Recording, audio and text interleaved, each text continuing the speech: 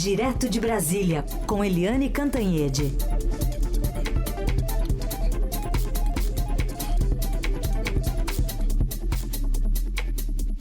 Oi, Eliane, bom dia.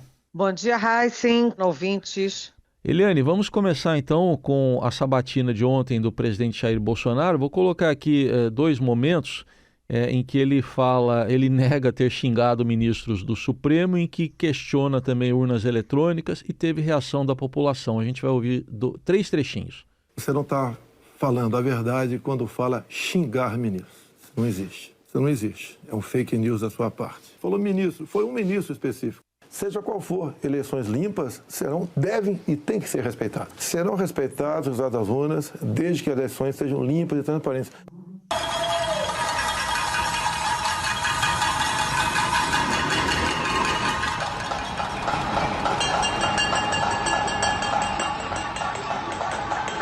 Pois é. E aí panelaços em todo o país, né, Eliane?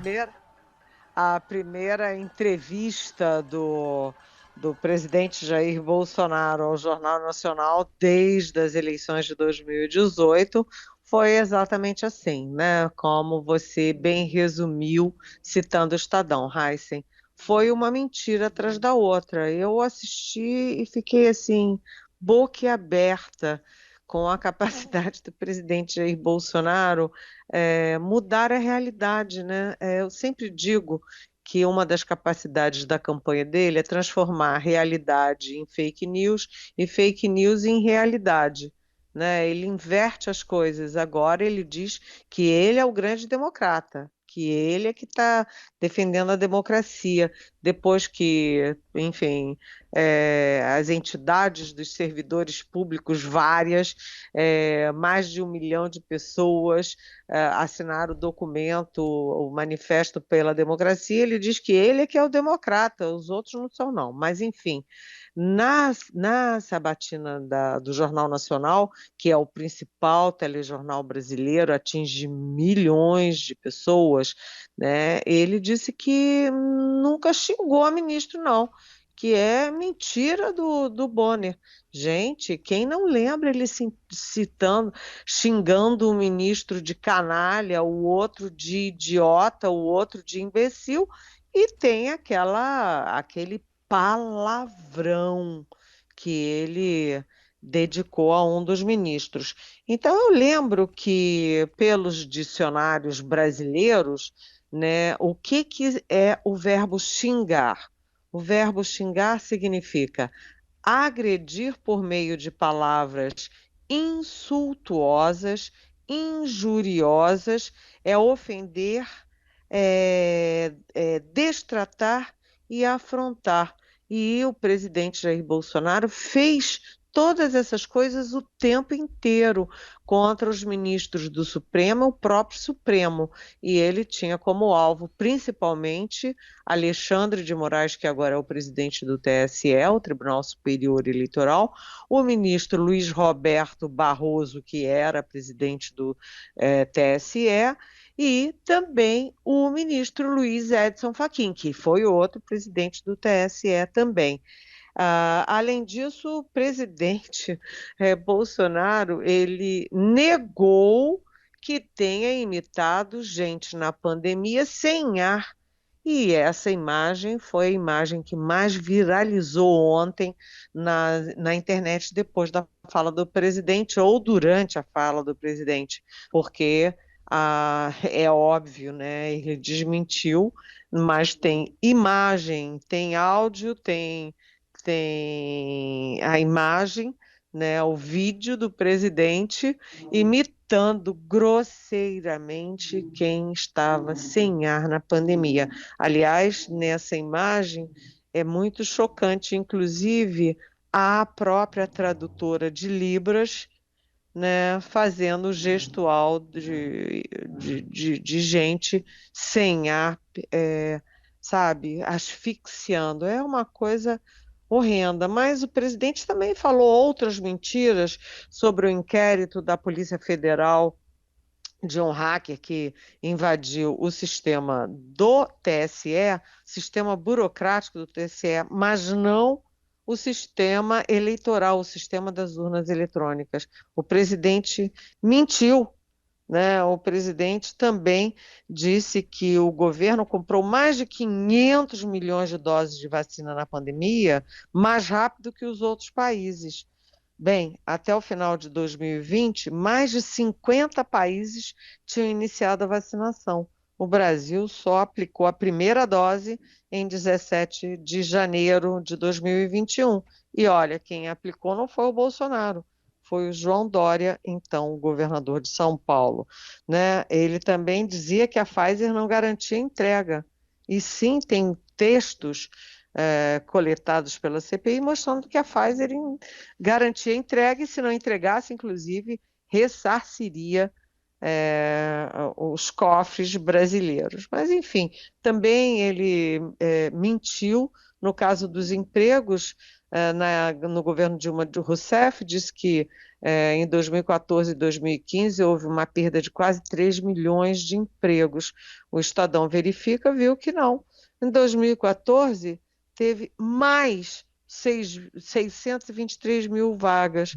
Em 2015, sim, teve uma perda, mas foi de 1,5 milhão, ou seja, metade do que o presidente disse. Enfim, foi um festival, né? Um festival de mentiras, mas a avaliação das campanhas é de que o presidente mentiu, mas que ele passou praticamente incólume, não perde pontos, talvez também não ganhe, né, Heisen? Uhum. Muito bem, convido até o nosso ouvinte para ler, tá lá no blog Estadão Verifica, uma por uma aí, que está muito bem descrito ali com algumas das que a Eliane citou, e tem muitas outras, que é muita coisa. Se a gente for falar aqui, não vai ter tanto tempo assim. Eliane, e o presidente não passou por treinamento, então, para dar a entrevista?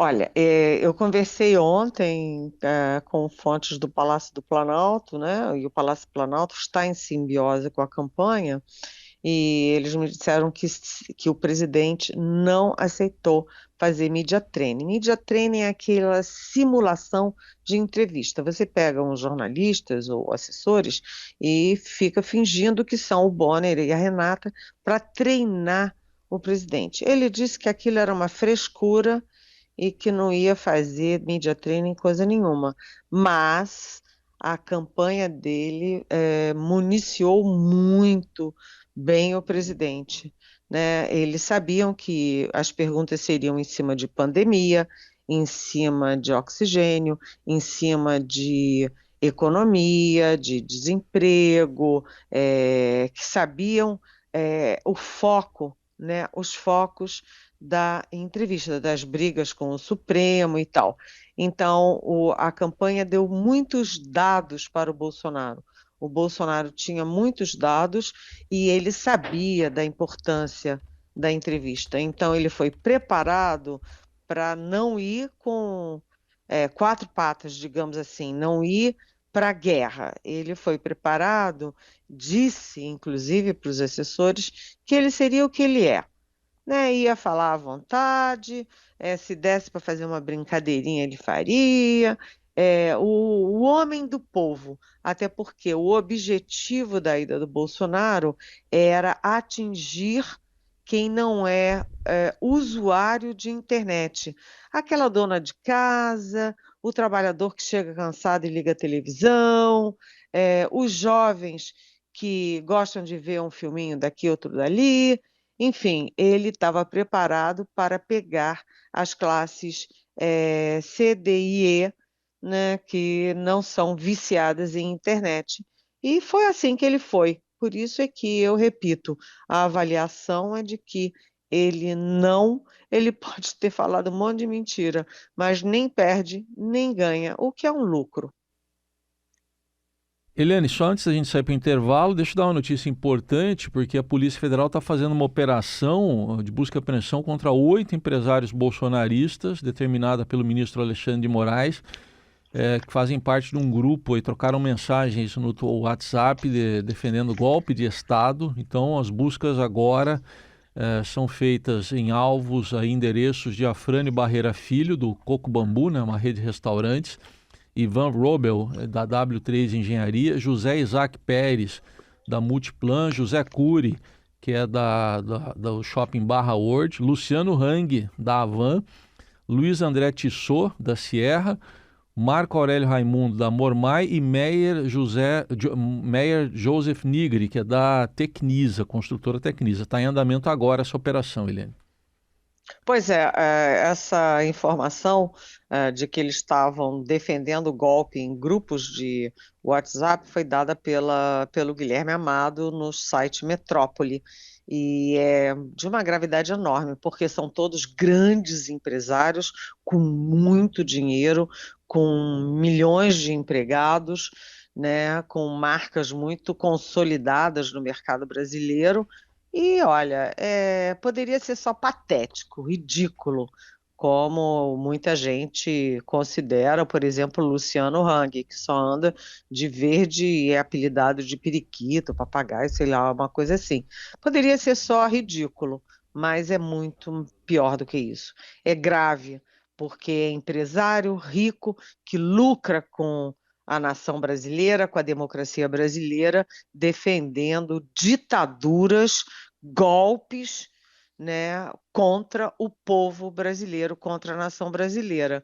E aí, certamente, a decisão do Alexandre de Moraes, eu não falei com ele sobre isso, mas certamente a decisão dele é para saber até que ponto aquilo era uma pataquada ridícula ou havia uma execução, um planejamento em andamento, porque são todos bolsonaristas e imagina, o presidente Bolsonaro vive defendendo golpes, vive ameaçando não aceitar o resultado da reeleição. Aliás, ele ontem disse que aceita o resultado da eleição desde que as eleições sejam limpas e transparentes. Leia-se, limpas e transparentes do ponto de vista dele. Se ele ganhar, são limpas e transparentes. E se ele não ganhar, será que ele vai considerar limpas e transparentes? Então, essa ação hoje do ministro e da Polícia Federal tem tudo a ver, né, Raíssa? É isso. A gente vai continuar acompanhando, trazendo notícias ao longo do dia. Eliane, sexta-feira começa o horário eleitoral obrigatório aqui no rádio, na TV. E aí, o que se espera a partir de agora? Olha, lá na campanha do Bolsonaro, você considera isso como um divisor de águas, porque em 2018, rádio e televisão não tiveram muita importância, principalmente a televisão, né? E em 2022, sim, a expectativa é de que a televisão tenha muita importância, porque a eleição está muito polarizada, né, entre Lula de um lado e Bolsonaro de outro.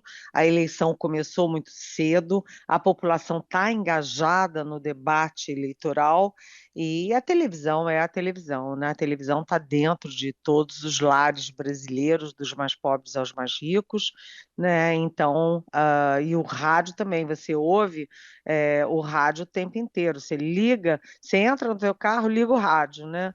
Então, isso terá uma importância muito grande, como, aliás, historicamente, os programas de rádio e televisão tiveram muita influência nas eleições. Né? 2018 foi um ponto fora da curva.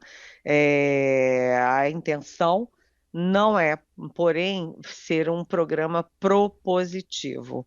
Né? Na verdade, o Bolsonaro vai atacar o Lula, e o Lula vai atacar o Bolsonaro, porque o Lula bateu no teto, né? O Bolsonaro continua crescendo, mas crescendo aquém do necessário, no ritmo necessário para, enfim, ter condições de ganhar a eleição. Então, os dois têm que impedir que o adversário cresça e eles têm que tentar crescer. Ontem o Estadão trouxe uma matéria muito importante sobre uma pesquisa da Quest para Genial Investimentos, que eu reproduzi hoje na minha coluna, sobre o medo. Né? 45% dos entrevistados têm medo da manutenção do Bolsonaro no poder e 40% têm medo da volta do ex-presidente Lula e do PT. Então, o que se espera do programa eleitoral é o Bolsonaro falando das maravilhas do governo dele, a economia uma beleza, como ele foi ótimo na pandemia, distribuindo o auxílio emergencial, né? Todas meias verdades. Como ele fez o Pix, que na verdade foi do governo Temer, como ele fez a transposição do Rio-São Francisco, que ele pegou 98% completa, ele só foi lá inaugurar, né? Aliás, uma das vertentes já estava inaugurada, e o ex-presidente Lula, evidentemente, vai fugir de assuntos como corrupção, mensalão, petrolão, as coisas que pesam contra a volta do PT e do Lula, né? E ele também vai tentar se livrar aí das acusações do Bolsonaro das ligações perigosas do PT com as ditaduras da Venezuela, de Cuba, da Nicarágua, etc. E o Lula também tem muito arsenal. O Lula, que aliás vai quinta-feira no Jornal Nacional, né, vai ter os mesmos 40 minutos do Bolsonaro, o Lula também tem arsenal, porque ele vai lembrar que o Bolsonaro destruiu a imagem do Brasil no mundo, destruiu a floresta amazônica e deixou as pessoas sem ar em Manaus e sem vacina no país todo durante a pandemia, né? Se dependesse do Bolsonaro, não tinha vacina. Então, vai ser um momento de eles tentarem se defenderem e, principalmente, atacarem os adversários. Mas é um divisor de águas, né? É uma potência, né? A rádio e televisão. Isso aí. E para a gente encerrar, Eliane, hoje tem reunião importante também do ministro Alexandre de Moraes na condição de presidente do TSE com o general Paulo Sérgio, ministro da Defesa. Pois é, o general Paulo Sérgio Nogueira de Oliveira, que era um bom militar profissional, etc., e que virou sei lá, um radical depois de assumir uma função política, né, tem aquela história, dá o poder e aí você sabe quem a pessoa realmente é, né? Com o poder na mão. Então, o Paulo Sérgio vem sempre cutucando, fustigando a Justiça Eleitoral. Existe um mal-estar enorme entre o TSE o Ministério da Defesa, as Forças Armadas, por causa das urnas eletrônicas, e agora há um indício de trégua. O presidente Jair Bolsonaro não tem mais atacado TSE, Supremo e urnas. Foi a posse do Alexandre de Moraes na presidência do TSE, numa demonstração de que ele quer trégua, bandeira branca, até porque a campanha mostrou para ele que ele perde, né? Ele perde. 75% dos brasileiros querem democracia, a maioria, a grande maioria, aprova a urna eletrônica, então ele estava trabalhando contra ele mesmo. Então ele mudou a estratégia. Se ele mudou, é possível que o general Paulo Sérgio, que é da linha, né, virou da linha do Eduardo Pazuello, um manda, outro obedece, também recue. Mas, como há vários pedidos de mudanças da defesa em relação às urnas eletrônicas, é possível que o general faça esses pedidos. E como é que o Alexandre de Moraes vai chegar lá? Vai chegar lá pronto para ouvir. Ele não vai levar pedido nenhum, não vai falar nada, ele vai ouvir.